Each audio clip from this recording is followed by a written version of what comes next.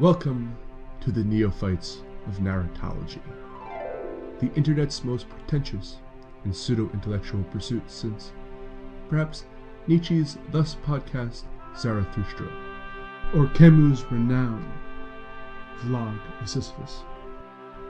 While lesser men aspire to stand on the shoulders of mere giants, we at the Lost Signals will accept nothing less than titans.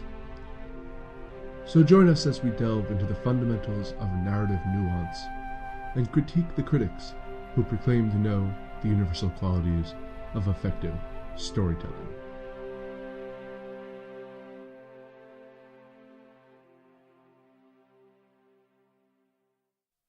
Hello and welcome back to Neophytes of Narratology. Today is a special episode. It's our Halloween edition. And all October long, we're going to be releasing Halloween episodes for every single show we have. And exactly, terrifying. Or uncanny, if you will. Yes. So, at the end of the month, we're releasing a week-long sort of collection of horror movies, known as Matsaween, of course, and check that out. Yeah, which will be every day of the week. We're going to be releasing a different Halloween horror movie and our reviews of it. So check that stuff out. Yeah. Without further ado, this Halloween episode is going to be with the Uncanny Valley of Uncle Siggy.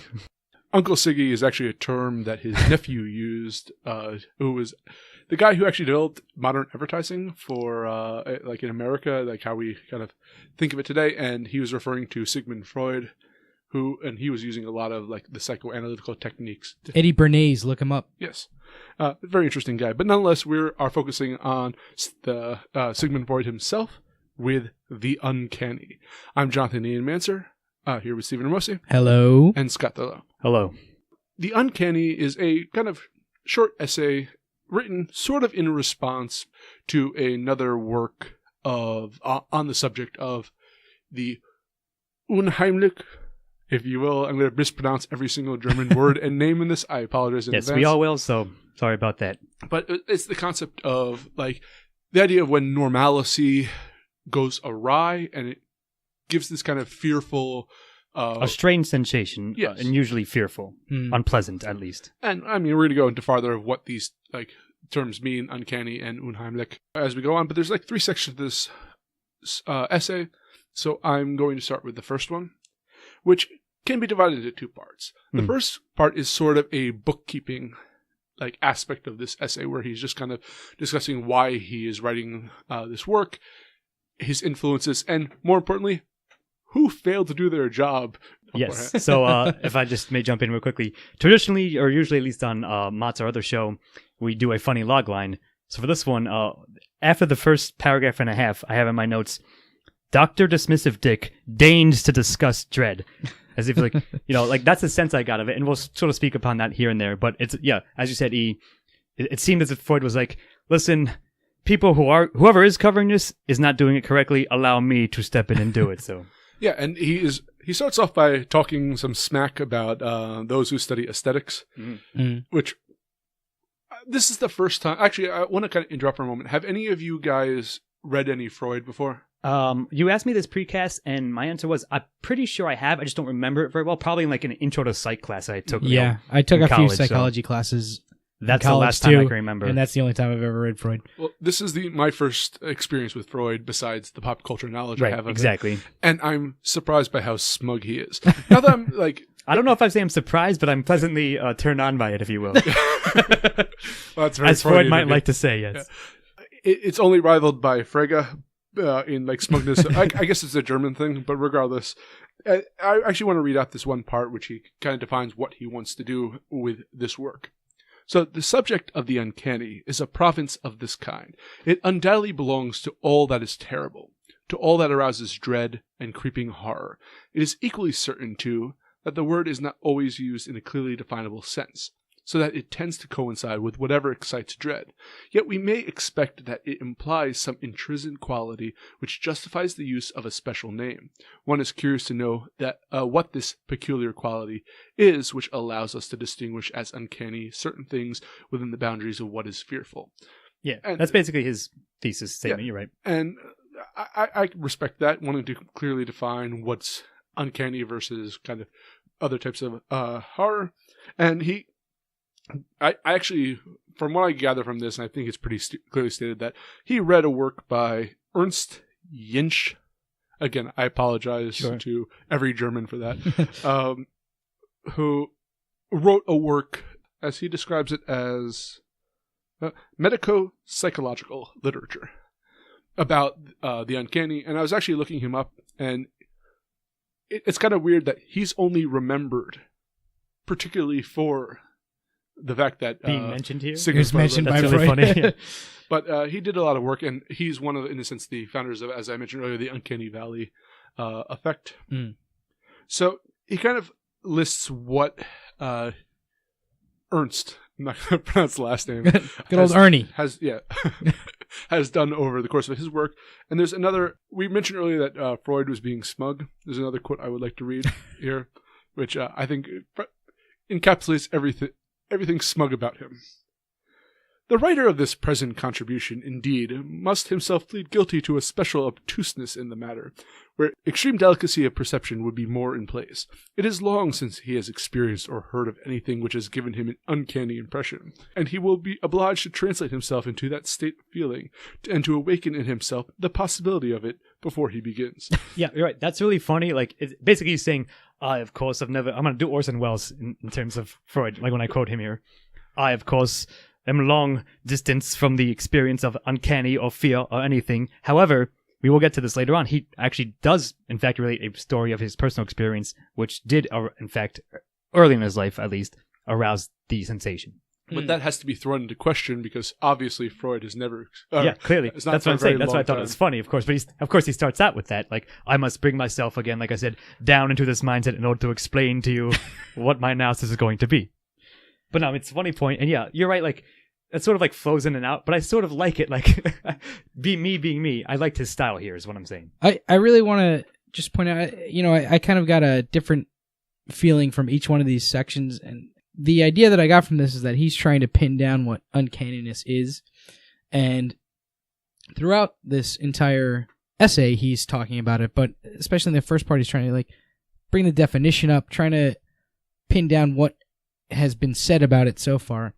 But I think the funny thing is, it's still hard to say what makes something uncanny. Sure. Like, That is a good point. Yes. This doesn't explain it. Like, this essay doesn't explain it. Like, I don't think anything can really explain it. Well, like, you get this really strange feeling because you've seen something, and yeah, maybe it's because of some of the reasons that we'll explain later, but perhaps it's not, or perhaps not every time you experience that thing, it's uncanny, I think you're right about that, and I agree with it. I think it's sort of, if I just may throw this quote in, there's a famous quote when, I think 70s, 80s, like a judge was like, listen, I can't tell you what pornography, I can't define it, but I'll know it when I see it. Right. And I think you can apply that to the uncanny effect. Well, I think that was much more bullshit than what I just said. Right, but I'm saying like that, the sentiment of that, I think we can apply to trying to define, this sensation. Now, I want to address the next part quickly because it kind of builds off what you were saying with his attempt to define uncanny, where he lays out the methods that he can go about assessing it. And there's a very, I would say, ironic, in like the traditional sense, failure. So I think he presupposes something in his analysis. I think he begs the question for sure. Yeah. But he starts off with saying that you can go through it through induction or deduction. So he says that he initially started with examples of and trying to build up a theory. But then there's another way of looking at it, which is to look at kind of the historical viewpoint of the uncanny and see how these examples apply to that greater theme.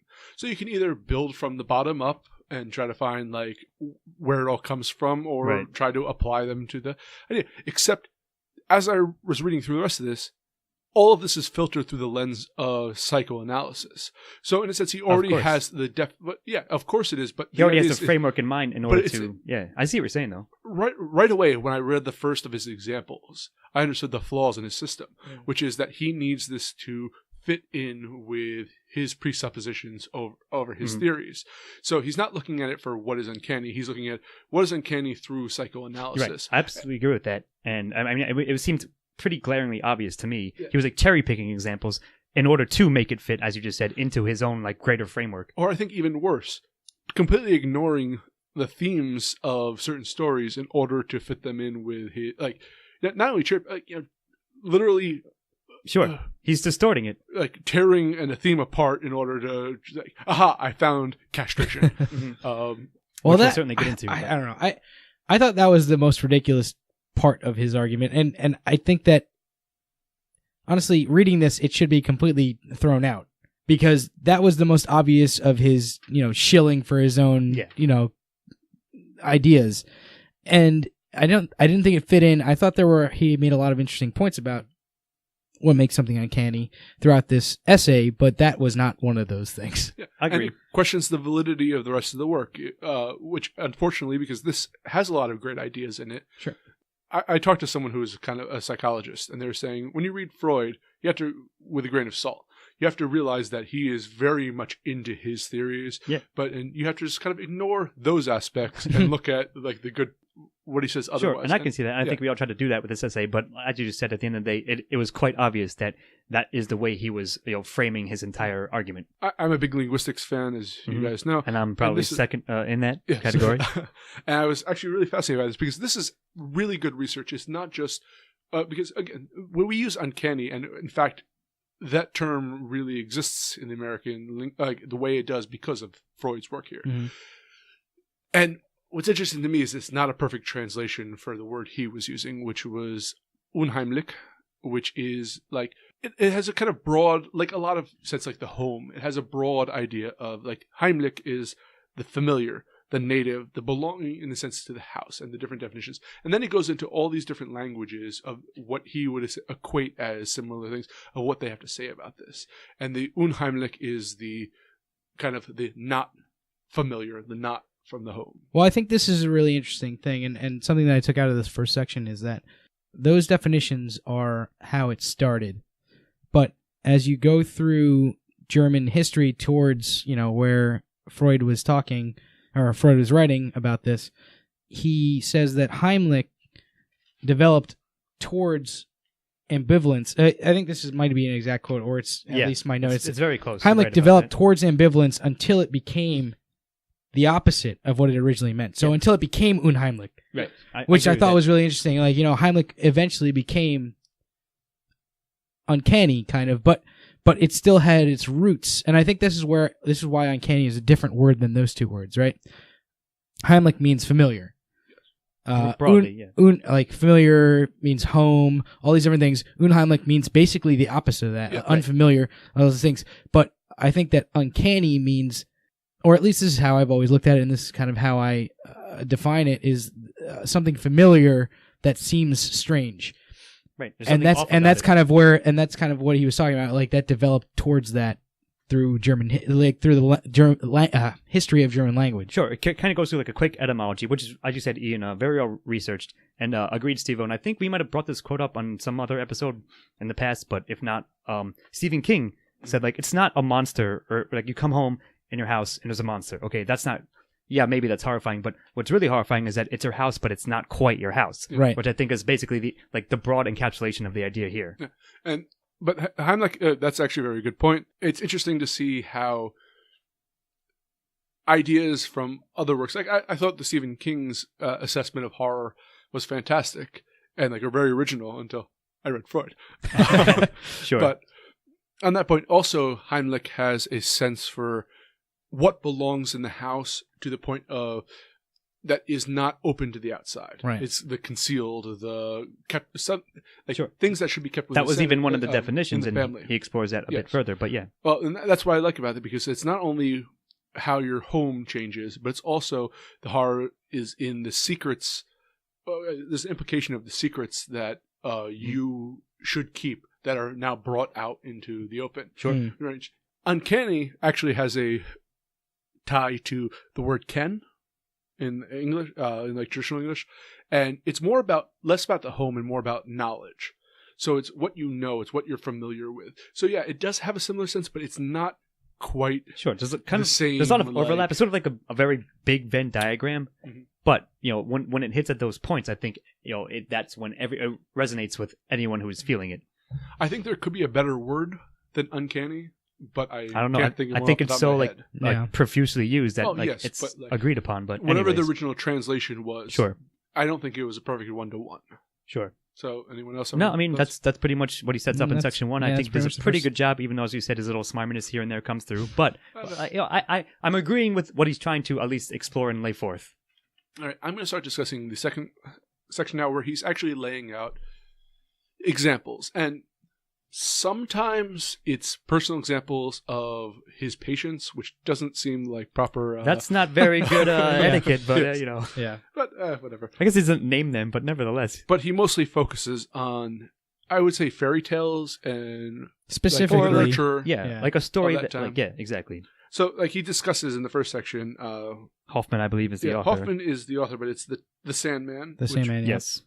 But he was, in general, giving what spent quite a while giving Half this section is the summary of the story. a summary of this and the story, plot. which sounded like some of our long, drawn out, winding summaries of movies we just saw. I guess Freud did So it what happened first. was this, and then I forgot that happened. Actually, you forgot this. Sure, it Yeah. does. It does read like that, but I mean, he just trying to get to all the action in the story that again that he's going to pull from to prove his point.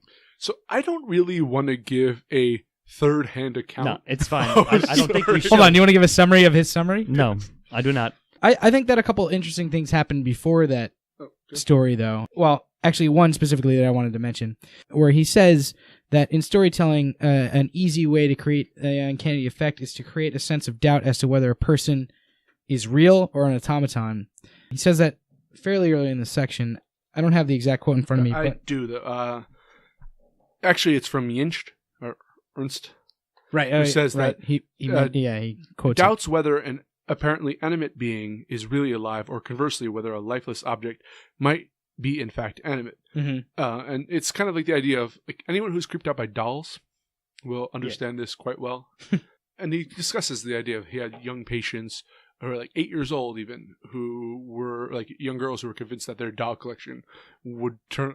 Yeah, if they stared at them hard enough or something. Etc. Yeah. Yeah, there's various variations of that, but sure, the core idea is that. And I also like how he lumps insanity and epileptic seizures with this kind of same fear, with the idea of it's the loss of free will, in a sense.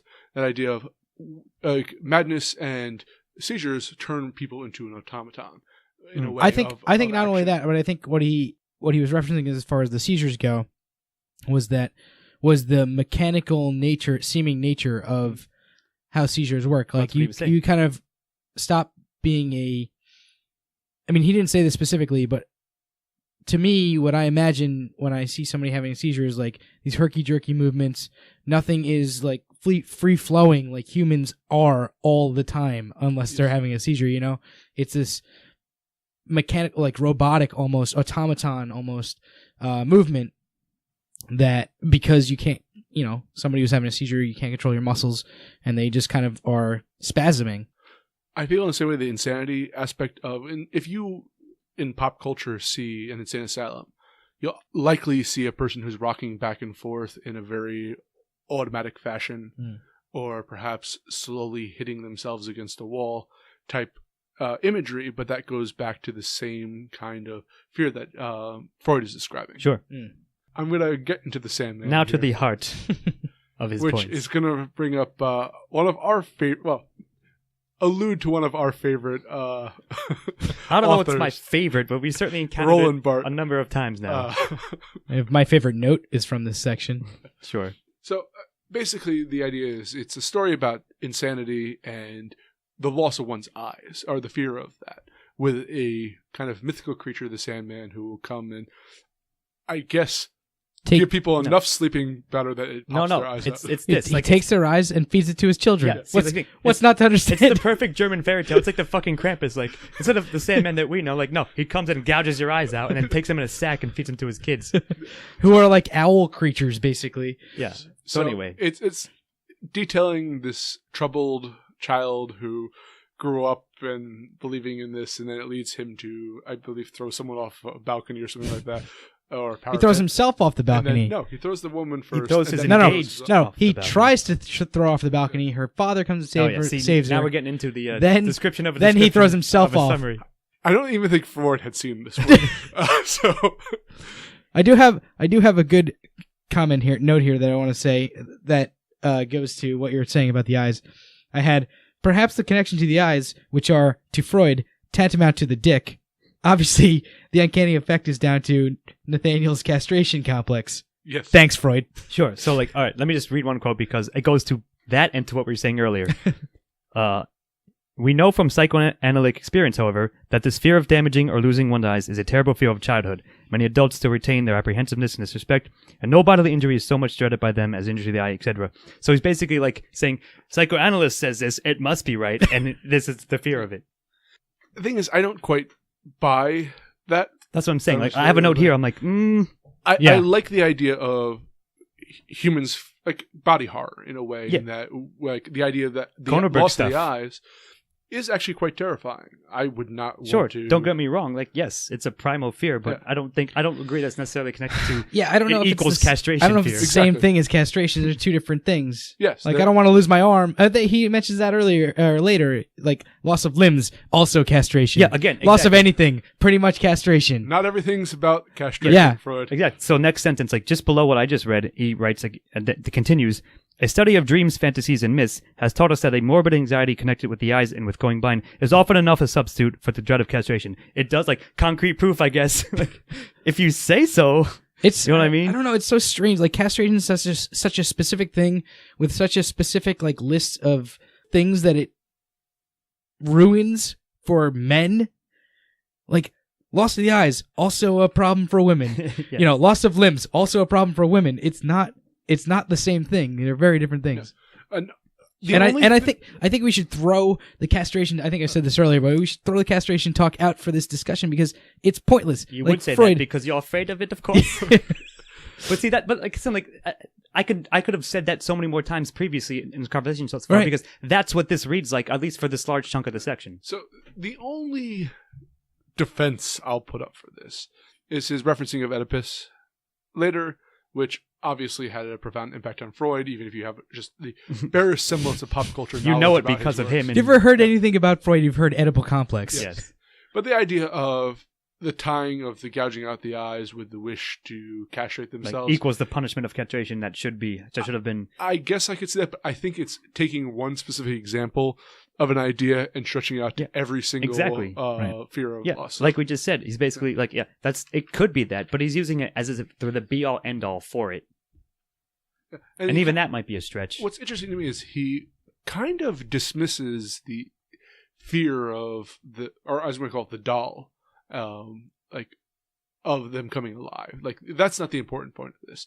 The important point is the blinding and the fear Sure. of loss of eyes. Even though I don't. even though I was going to say the autonomon animate versus inanimate thing, I think is at least nowadays modernly intrinsically connected to the idea of the uncanny. Right. At least one of the aspects. And I'll give him full credit. He gives a bunch of other examples of things that are uncanny and doesn't really explain why they're uncanny, but they're definitely a good list of examples. Yeah, but that's so he talks about the double, quote unquote. That's what we're getting to. That's what I was going to wait to. and I know that'll be next. I don't want to. No, I'm unless anyone has anything else to say about No, losing no, the we're penis. good about it. We're good about I'll talk castration, I about think. that later. Yeah, But and you're right. But the reason we had to dwell so long on this was this 'Cause he does. dominated the work. yes, Mm. exactly. I think when he was reading Ernst's work, he was like, "I see castration in this one." So I'm going to write about again, that. what didn't he Yeah. see that in? So Well, he He'd didn't be see like it. sitting at the beach and be like, the ocean represents castration. yeah, He didn't see it in his next one. The Devils Elixir, which is another Hoffman tale. yes. Scott, would you like to talk about this one? Sure. So this one, as Steve-O just sort of led us into, more goes into the idea of the double, and also sort of it's not quite, as you said, the autonomon thing, but sort of otherworldly entities or beings that closely enough resemble what we seem to experience on a materialistic plane, if you will, D&D style, but something is off about them. They're not quite that. They're not quite the other either. It's sort of live in some weird half-world of both, Right. which produces an uncanny effect. They're a strange version of Right. something that you know. So like there's the double, like he mentions your immortal soul was the first idea of the kind double. of idea yes. of like the double in storytelling.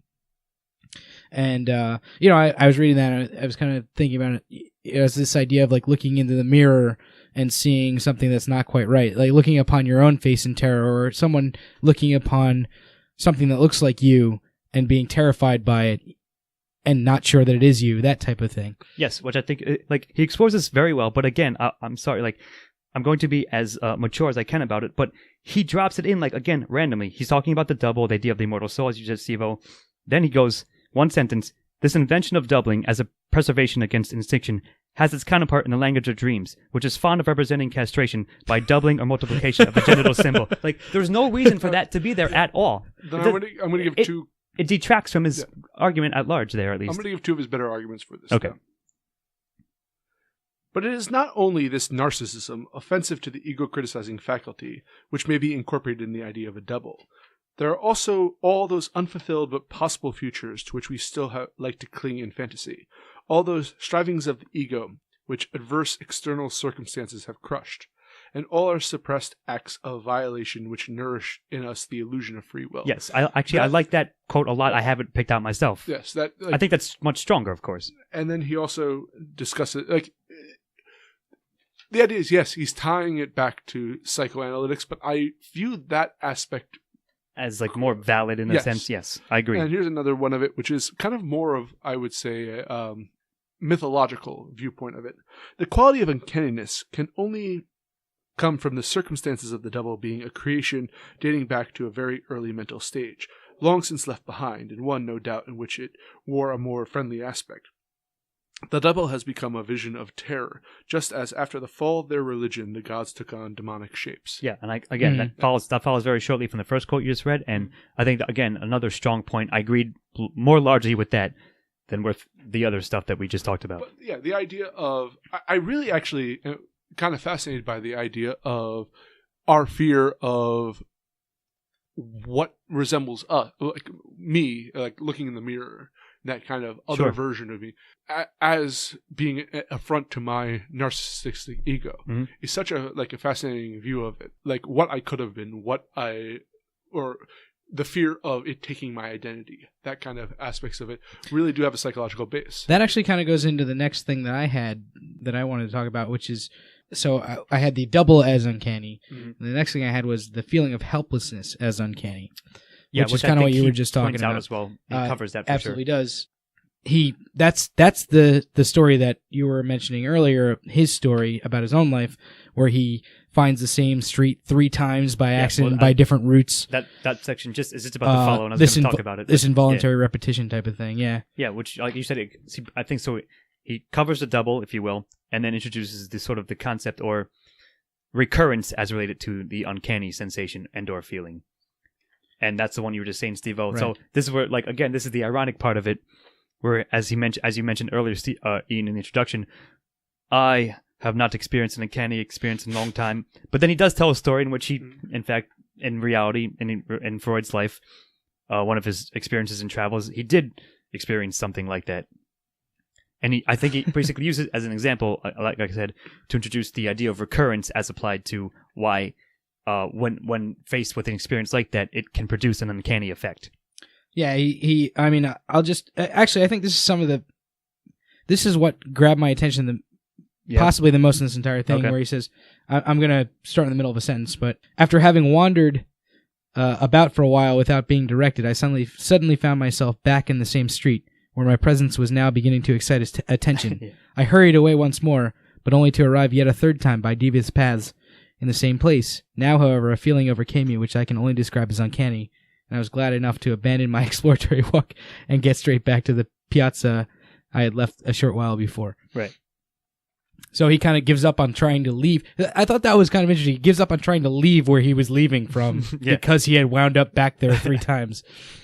So after his discussion of his own personal story, he kind of goes into the idea of wish fulfillment and the demonic entities providing instant gratification, if you will. And all of that kind of aspects. But again, these are just like he like glosses over them a bit, pretty much. He spent a lot of time on the first two, and then starts kind of like checking them off as he goes on. Well, he has another couple things. I think you may. Well, he talks about strange coincidences as That's, uncanny. I think that's the next one that he gets into. That's kind of the next section, which I think you may be getting into here. And I have a note that just says obsessional neurotics as uncanny vectors.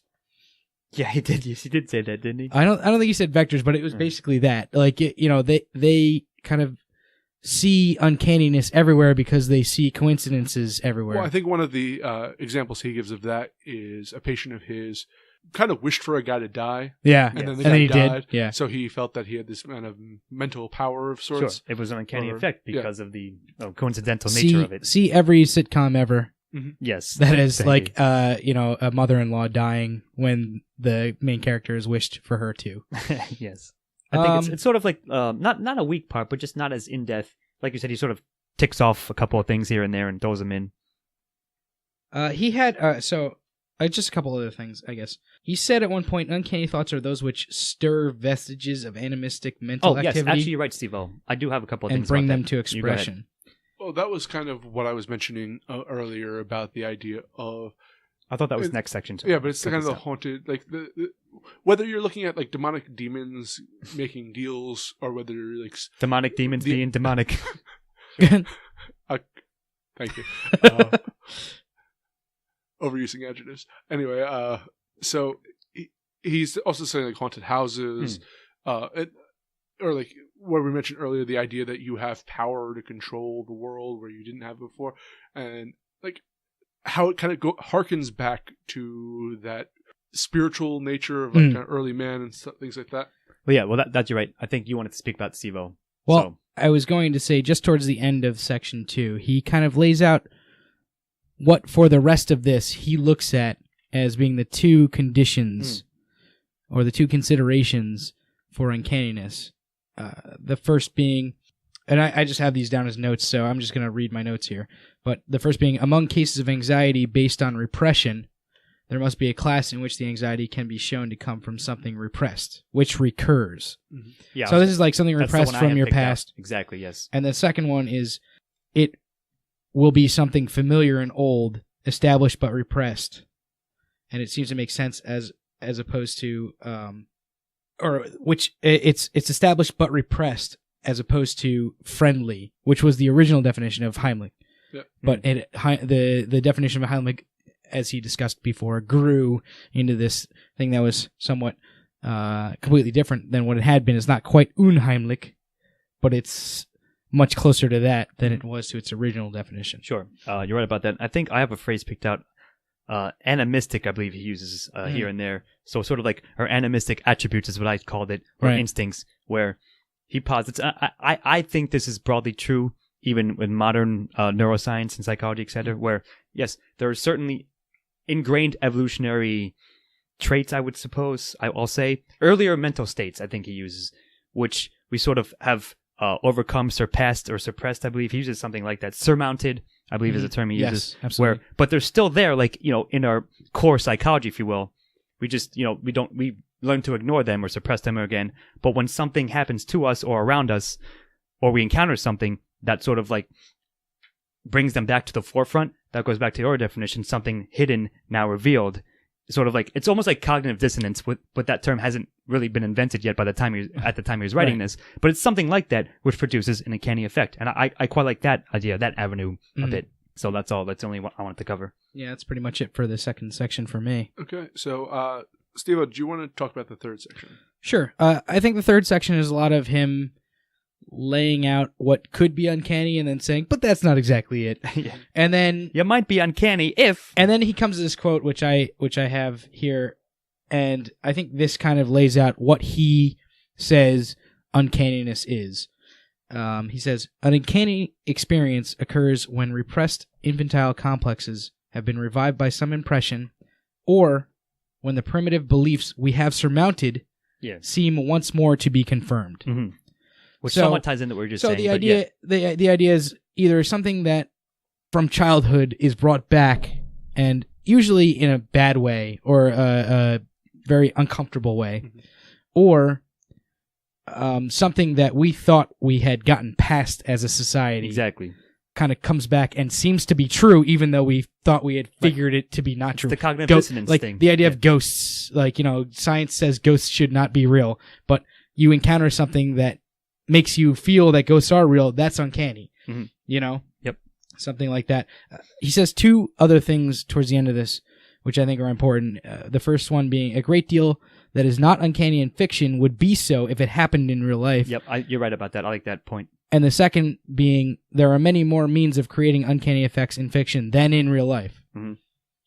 I think I would agree with that. Yeah, but he kind of discusses that earlier. Yeah, he discusses the nature He of does. fiction for sure. He does, but I think regardless. this is an important thing because so many weird things happen in fiction but are not uncanny. He talks about, you can have, I forget some of the exact examples, but like say you can have somebody's arm getting chopped off and moving on its own. It doesn't necessarily have to be uncanny in fiction. It can be, but in real life that would absolutely be. Yes. That would freak you out. That would be very uncanny. You wouldn't believe it. You wouldn't believe your eyes, And then the second one, saying, yeah, but you can also invent so many things in fiction that would never happen in real life. And so there's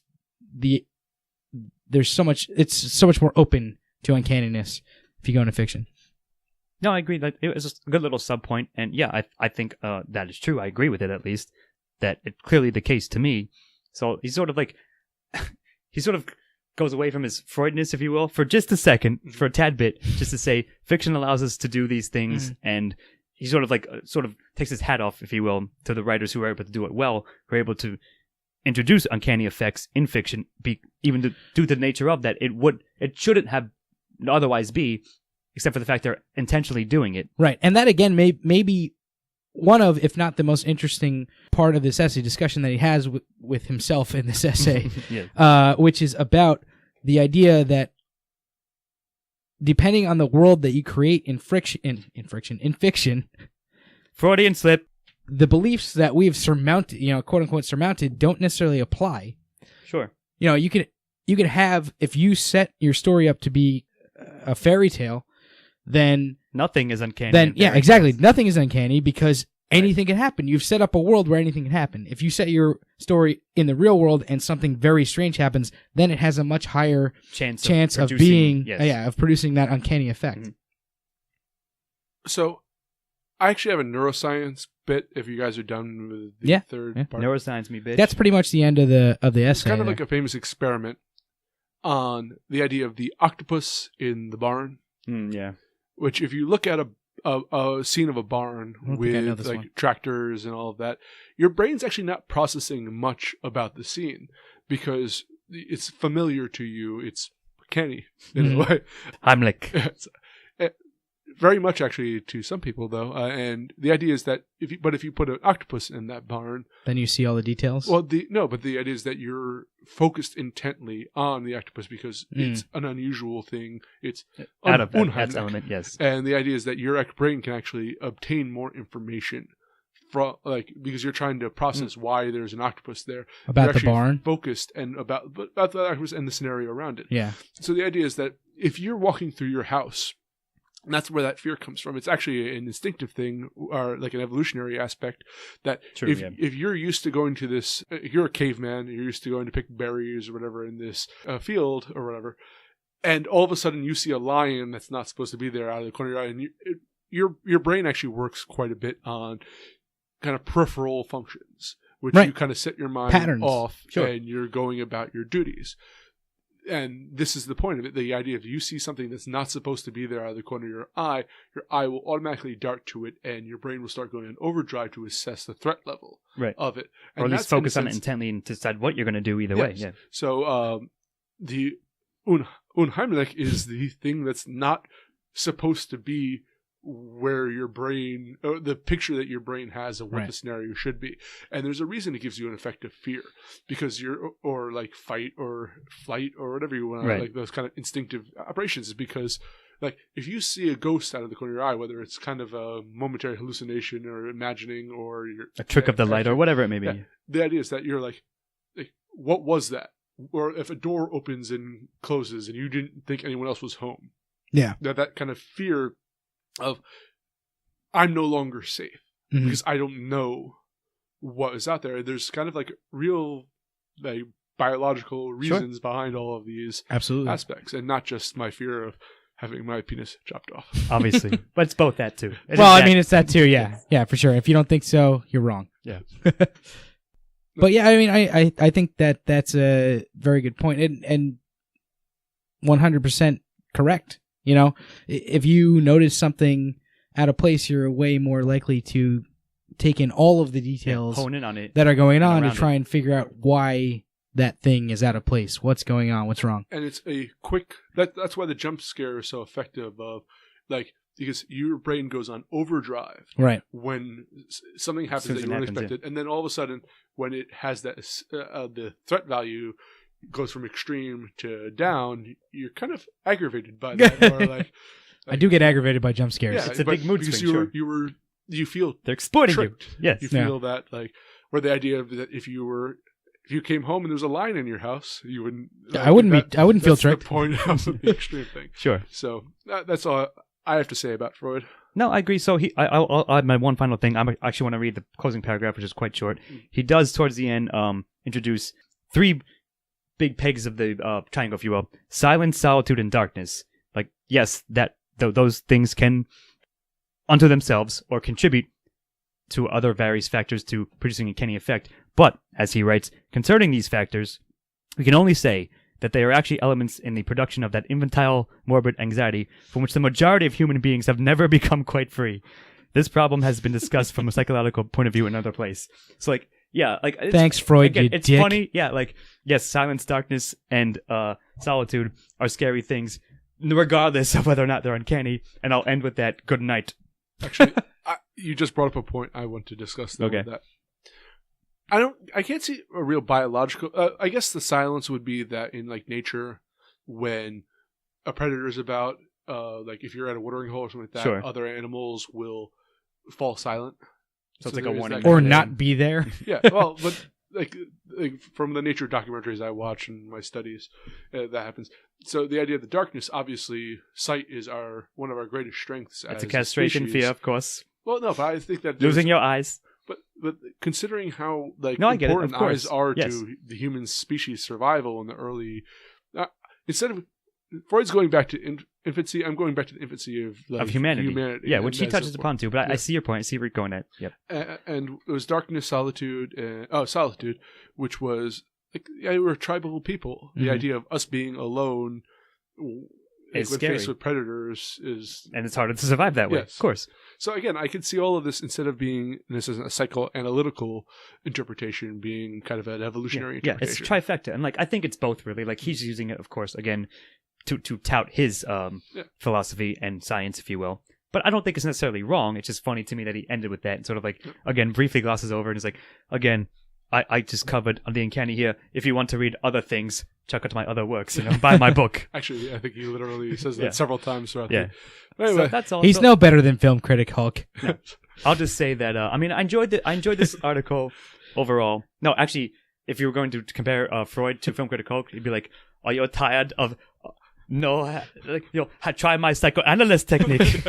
Isn't that what he did? He was like, buy my other books. Are you tired of being insane? Come to my office. But anyway, as funny as that all may be, I did think this is a pretty good read overall.